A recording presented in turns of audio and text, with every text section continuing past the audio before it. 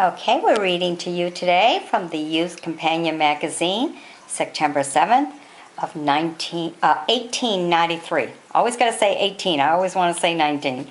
Okay, and just so that you have an idea of how stories were written and how people talked back then. So this one is She Died With Him, and this be read by Jennifer.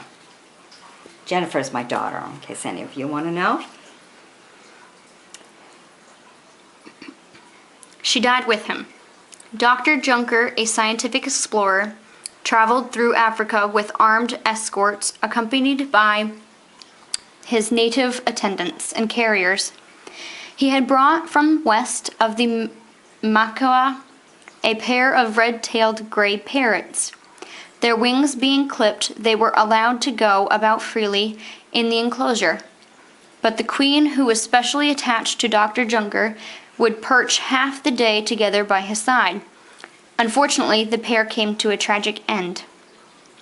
The kingbird had somehow fallen from the perch and received some internal injury. Seeing him on the ground bleeding at the beak, I brought him to my couch,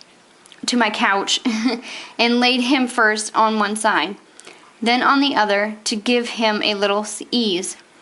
But all to no purpose, and in about an hour he lay dead and outstretched wings.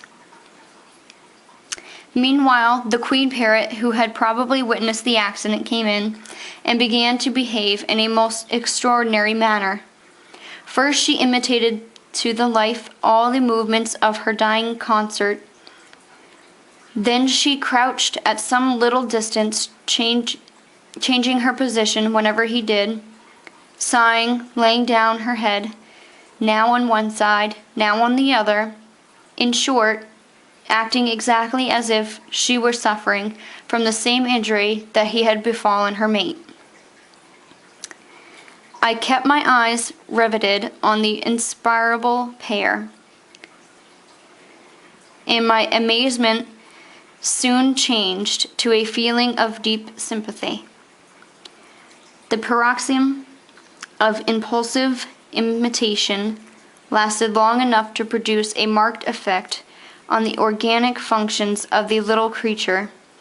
Her grief, or whatever inexplicable